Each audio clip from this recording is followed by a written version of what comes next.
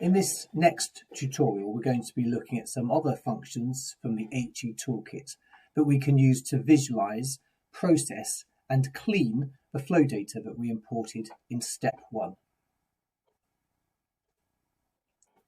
Specifically, we're going to look at 3 functions. Firstly, the plot heat map function for visualizing data, the impute flow function for cleaning flow data, and the calc flow stats function for processing flow data. Starting off with the plot heat map function. When we import data from some external source, whether that be flow data or some other type of monitoring data, it's often a good idea just to take a moment to visualize that data so we can get a quick understanding about what patterns there are in the data and whether those are in line with expectations, and also to inspect the data to identify whether there's any gaps or missing information. And heat maps are a particularly useful tool for this because they provide a very quick way of visualizing large quantities of data.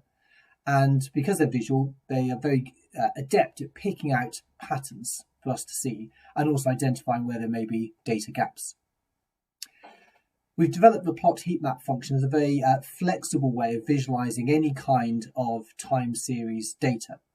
In the example I'm going to show you in a moment, we're going to be looking at some daily flow data, but equally you could apply this to water quality data or biological sample data, and the data can also be on any time step. So not only daily data, but you could aggregate that to weekly, monthly, seasonal, or even annual data. To use the plot heat map function, you require the data for multiple sites in a long format. So the kind of format that we saw the data in when we imported the flow data in step 1. From that data set, we then need to identify 2 variables which provide the X and the Y dimensions for our heat map. So typically one of those would be a time variable such as date or year, and the second variable, the Y variable, might be a categorical variable such as site. We then specify the fill argument to be the variable that we actually want to visualize using colors in the heat map itself. On this slide, we've got a simple example of a heat map generated to visualize daily flow data. Here we've got a data set of around 20 individual sampling locations and daily flow data covering a 10-year period. You can see on the left there the code that we use to generate the heat map. We use the plot heat map function. We feed it a data frame called flow data, so that contains daily flow data for all 20 sites in a long format. The X dimension is date, the Y dimension is our flow site ID, our unique identifier for each site, and the fill column is the flow data itself. You can see from the heat map here that we've used a colour ramp, so low flows are indicated by dark purple colours, and as flows increase, the colour ramps up through blue, turquoise and up to yellow. This provides a very simple way of identifying which sites have higher or lower flows than others, and also at which points or periods in our time series are flows highest or lowest. Because we're dealing with flow data and flows tend to be skewed with lots of low measurements and small number of higher peak flow measurements, a lot of the heat map here is purple, and it does quite a good job of picking out for us those periods when flows are much higher than normal or corresponding to flood flows.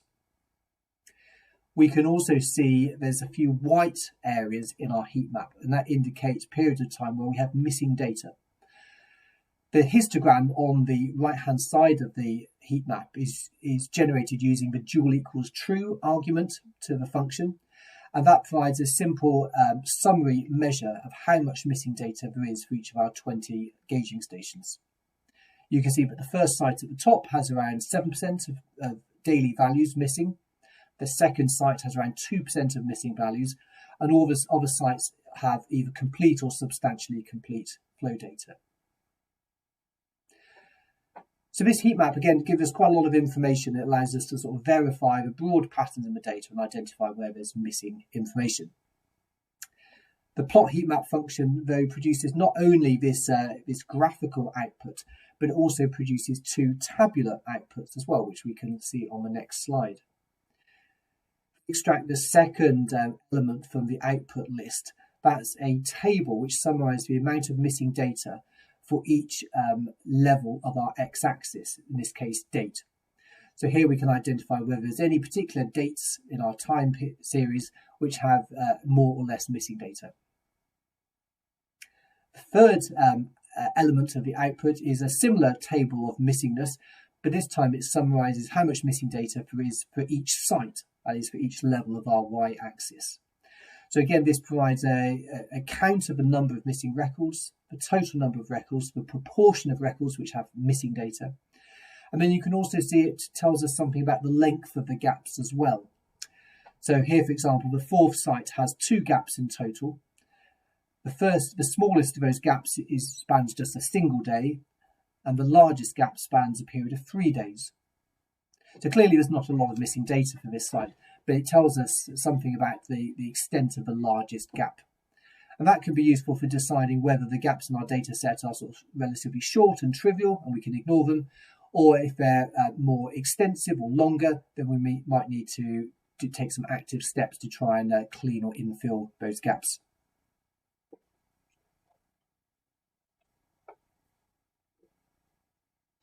Having used the plot heatmap function to identify gaps in our data, then the next function I want to introduce you here to is the impute flow function, which provides a variety of methods for imputing or infilling missing records in a time series dataset.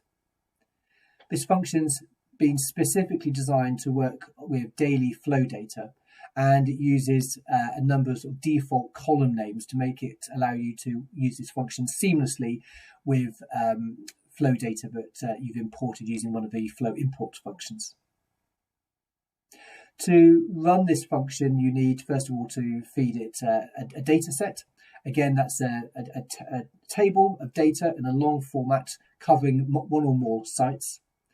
We then just need to confirm which of the columns in that data set correspond to the site, the date, and the numerical flow values.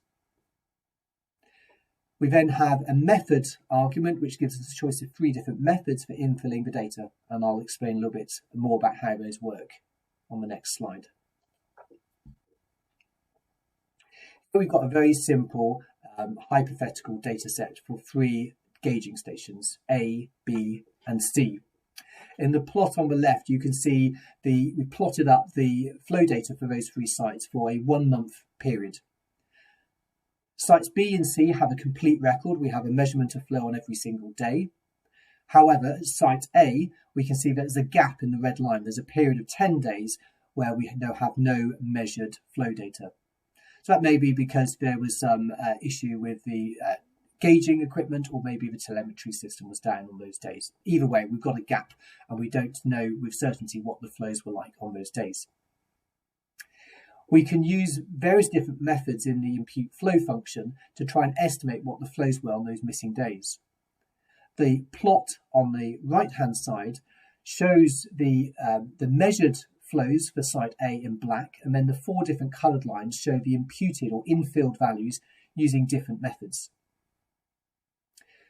The simplest method that we can use to estimate those missing values is a linear interpolation method, and that's shown by the purple line. A linear interpolation method is nothing more than drawing a straight line that joins the flow immediately before the gap to the flow immediately after the gap. So it assumes essentially that flows have changed in a steady linear fashion over the duration of that data gap. The blue line shows an exponential interpolation. This is very similar to a linear interpolation, but rather than assuming a steady rate of change over time, it assumes either an accelerating or decelerating rate of change that follows an exponential pattern. This means that if the flows after the gap are higher than before, i.e. on a rising limb of a hydrograph, and we see an accelerating rate of change as illustrated by the blue line. And conversely, if the flows after the gap were lower than before, then it assumes that we're on the descending limb of the hydrograph and we see a decelerating rate of change. Both these methods, the linear and exponential interpolation methods, are relatively simple to apply and give a relatively simplistic assessment of how flows may have changed during that missing data gap. The red and the green lines show the results of the equipercentile method. This is an extrapolation method that uses measured flow information from other gauging stations to help estimate the values of the flow at our target site with the missing data. The equipercentile method, in essence, is relatively simple. For each target site where we have missing data, we identify a donor site, which does have measured flow data. And we assume that there's a correspondence between the flows at the target and the donor site. On any given day where we have missing data at the target site, we look across to the donor site and calculate what the flow on that day is as a long-term flow percentile. So, for example, if the flows at the donor site are running at the long-term Q80, then we assume that the flows at the target site on the same day would also correspond to the long-term Q80 at that target site. The result is a series of imputed values for our target site. And you can see here that those imputed values mirror the pattern of flows at the donor sites. The red and the green lines illustrate the different results we get if we were to use either site B or site C as the donor site. The fact that the red and green lines are different simply indicates that the results we get using this equipercentile method are sensitive to our choice of donor site. We're getting slightly higher imputed values using site C than if we used site B. Unlike the interpolation methods, you can see that the imputed values can fluctuate. They don't simply increase or decrease over time. And so this allows us to potentially provide a more accurate or realistic assessment that reflects natural hydrological variability at these sites.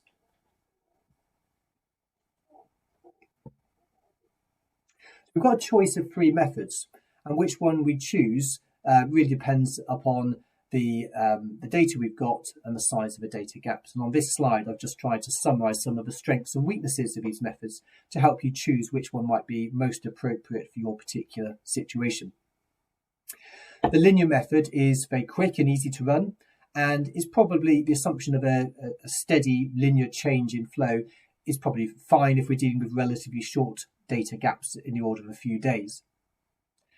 Its key weakness is it's unable to infill gaps at the beginning or end of a time series, in which case those values will remain missing or NA. Similarly, the exponential method is also quick and easy to run, works fine when we're dealing with short data gaps. And because it allows for a decelerating rate of change, it provides a more realistic assessment of changes in flow over time, particularly on the descending limb of the hydrograph. It captures that exponential decay behaviour quite nicely. Like the linear method, it also fails to work if we've got gaps at the beginning or at the end of a time series, because we need values before and after the gap to be able to interpolate or bridge across. And also, because it makes an assumption of exponential rate of change, it won't work if the flow values before or after the data gap are zero. The equipercentile method is a more flexible method, and it potentially provides a more realistic estimate of flows on missing days when we're dealing with both shorter and longer gaps. Whether the degree of accuracy we get really depends upon the selection of the donor site. Ideally, we want a donor site which is hydrologically and climatologically similar to our target site. So typically, if we have a target site with missing data, we would often look for a nearby gauging station in a catchment with similar hydrology, and that should provide a good reference point or donor to help us estimate the flows at the target site. The impute flow function actually offers two different ways of identifying donor sites, a manual approach and an automatic approach.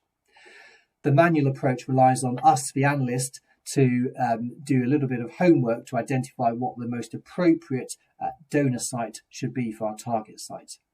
So this would involve obviously looking at some maps and identifying an appropriately located nearby gauging station.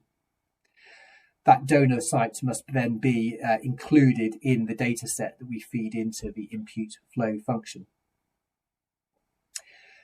Alternatively, there is an automatic function as well.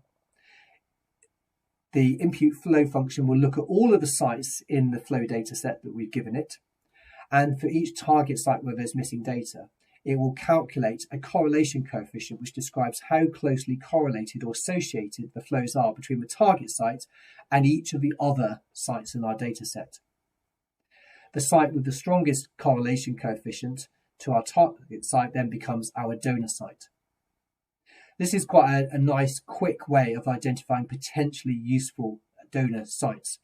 However, the caveat is that the site which has the strongest correlation still may not necessarily provide a good imputation. So we should still sense check that automatic pairing of target and donor sites, just to make sure that the donor site does have a similar hydrological regime and is subject to similar weather patterns. If we're using the equipercentile method, we also need to check that there is some overlapping flow data between the target and the donor sites. If there's no overlapping flow data, then we have no basis for reading across to estimate the flows at our target site based upon what the donor site was doing on the same day. The function actually requires a minimum of 365 days with overlapping flow records, so that obviously corresponds to a year of overlapping flow data.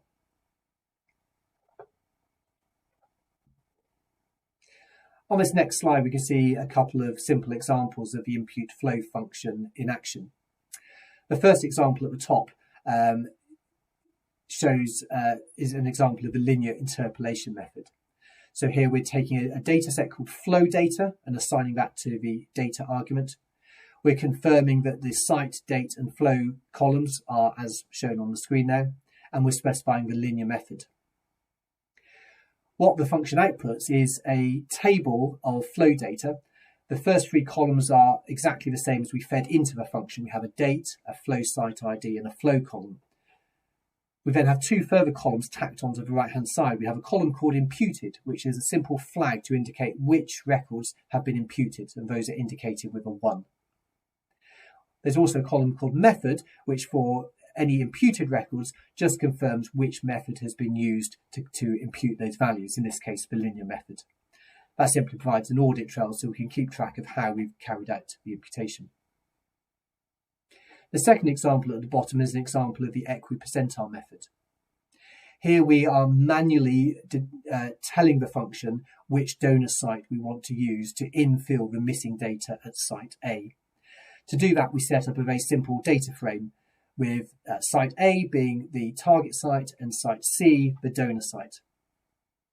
That little data frame, which we call donors, is then assigned to the donor argument within the impute flow function. The output then has the usual date, flow site ID and flow columns. We also then have the donor site. So you can see here the donor site is site C. We also have the flow at the donor site on the corresponding day. And then finally, we have the imputed column flagging whether or not the values at the target site have been imputed, and the method column just to remind us which method we have used. So the impute flow function provides a relatively simple way of dealing with relatively straightforward data gaps. If you've got data which is really gappy, which has got really extensive periods of missing data, or you're struggling to find suitable donor sites, or if you think the results of your analysis could be very sensitive to missing data, then we would recommend that you consult with a hydrologist who may be able to advise on more sophisticated methods for dealing with missing data.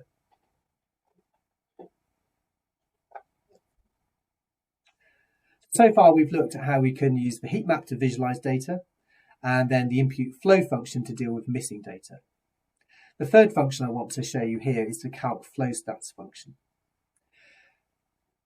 When we're dealing with measured or gauged flow data, we typically have data on a daily time step. That provides very high resolution information that tells us about the historical flows at that location. However, when undertaking hydroecological analysis, that daily flow data is often too granular. Too much information. We want to find a way of summarizing it in a form which quantifies the key features of the hydrological regime at each site or gauging station. So essentially we want to aggregate or summarise that daily data down to some summary statistics, which we can then use in any subsequent analysis or modelling. The calc's flowstats is a very flexible function which allows us to take data for multiple sites and then define a moving window which breaks that time series down into discrete periods and then calculates a variety of summary statistics for each of those time periods. The key arguments to this function are the data frame containing all the flow data, the site date and flow columns. Again, note that the function by default expects those columns to take the same names as you get when you import the flow data or apply the impute flow function. We then have three arguments: wind start, wind width and wind step, which define this moving window, and then two further arguments which allow us to define bespoke flow thresholds, so we can count how often the flows go above a particular threshold or drop below a particular threshold. And that's useful for describing the frequency, duration or severity of flood or drought events.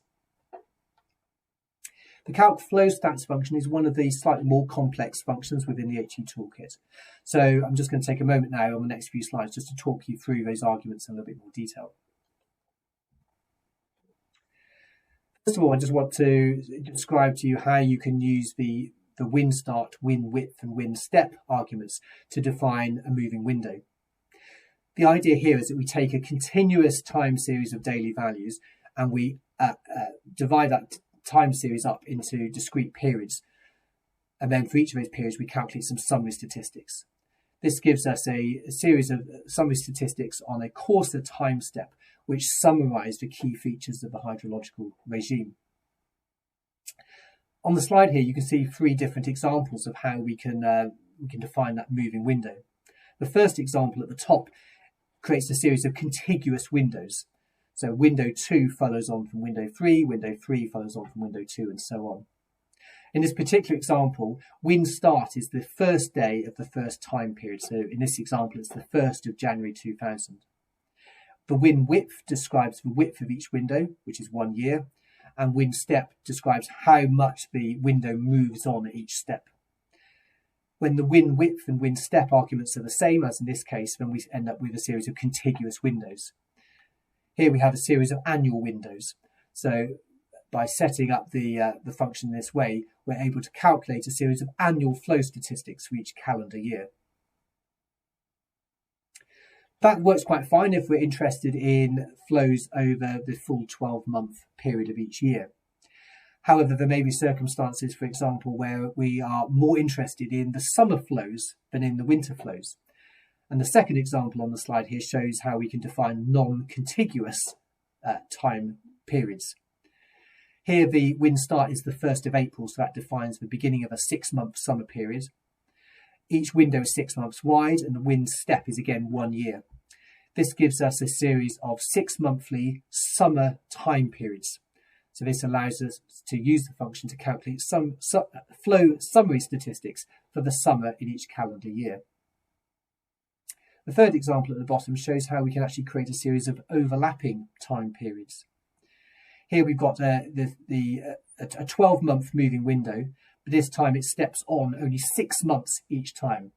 That means we get the first window covers January to December 2000. The second window covers July 2000 to July 2001, and so on. These overlapping windows can be quite useful if we want to describe the flows over a 12-month period immediately prior to a biological sample.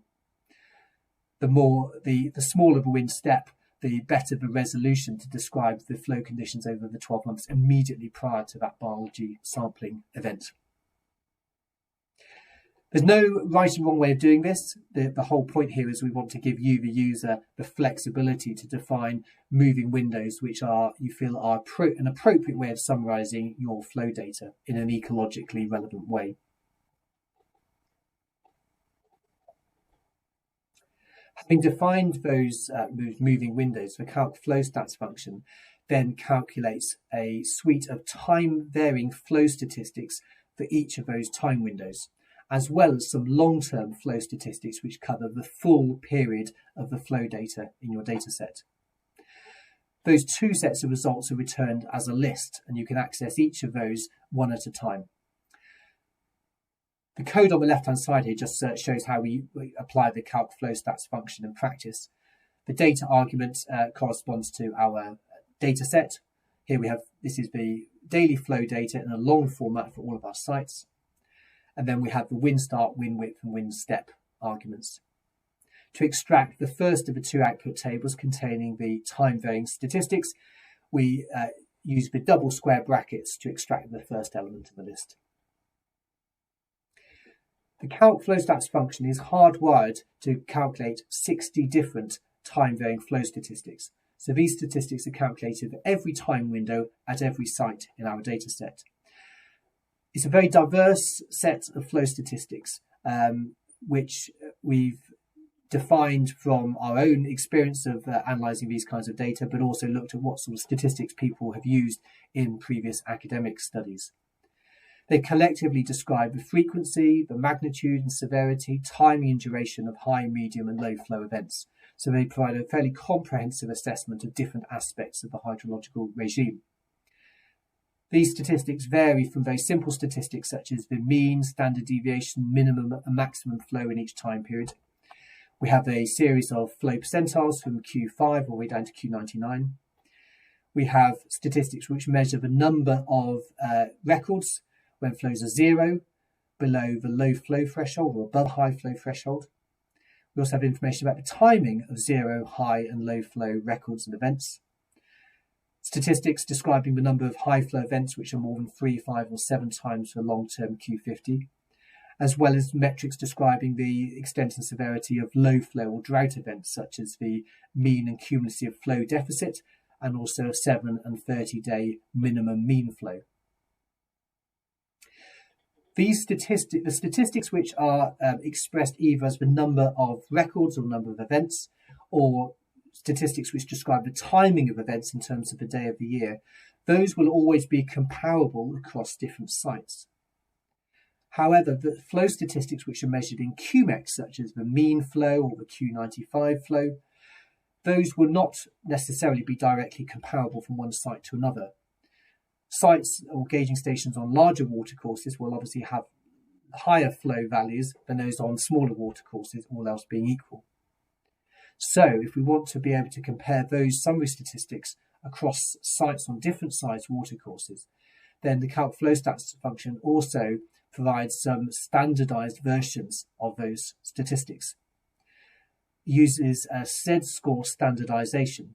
So for taking Q95 as an example, we take the Q95 value for each time period across a site. We subtract the mean of those Q95 values of that site and then divide by the standard deviation. This Z-score standardized version of Q95, which we call Q95Z, has a mean of 0 and a standard deviation of 1. It's therefore dimensionless and provides a way of comparing Q95 values across different sites.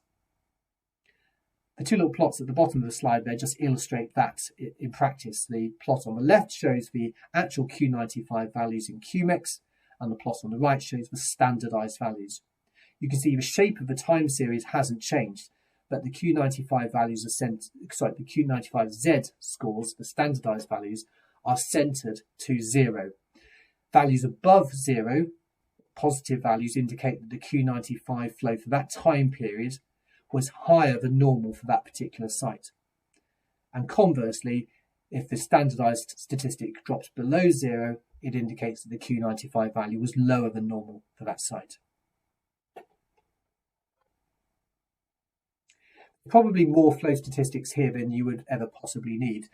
So the choice for you, the analyst, is to decide which of those flow statistics is most hydrologically or ecologically relevant for the purposes of your analysis. Here we can just see an example of the time-varying flow statistics calculated by the calc flow stats function. The first column gives us the flow site ID. The second column gives us a sequence of window numbers.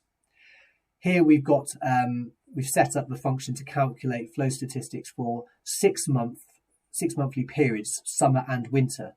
So window number 1 goes from April through to September, so that's a summer period. Window number 2 is October to March, which is the following winter. Window 3 is the following summer, and so on. For each of those windows, we can see that we've got either 182 or 183 records. There's no missing data in our data set, which is helpful, and so the total number of values is either 182 or 183. If there's missing data, it tells us the proportion of daily values which are missing, and then the columns off to the right there give us all our different flow statistics. So here we can see that for each of those 6 monthly time periods at this site, we have the mean flow, the standard deviation flow, the Q5, Q10, and so on. As I mentioned, the calc flow stats function produces not only time-varying flow statistics for as defined by our moving window, but it also calculates long-term flow statistics for every site in our data set. That table is output as the second element of a list, so you can use the double square brackets with a 2 inside to extract this second table. Again, there's a variety of long-term flow statistics produced by the function. We get the long-term minimum flow, the long-term maximum flow, the long-term mean flow, a variety of different flow duration curve percentiles, an estimate of the base flow index, as well as the mean and standard deviation of the time varying statistics for each site. You can see a screenshot on the site there, an example set of results. For the site here, we have the start and end date, which defines the full time period over which these long-term statistics are calculated. We then have a parameter column, which tells us the name of the parameter, and the calculated value is in the final column. The calc flow stats function, as I say, is set up to provide a very quick and easy way of batch processing flow data for multiple monitoring locations and providing a very rich variety of summary statistics for subsequent analysis and modelling.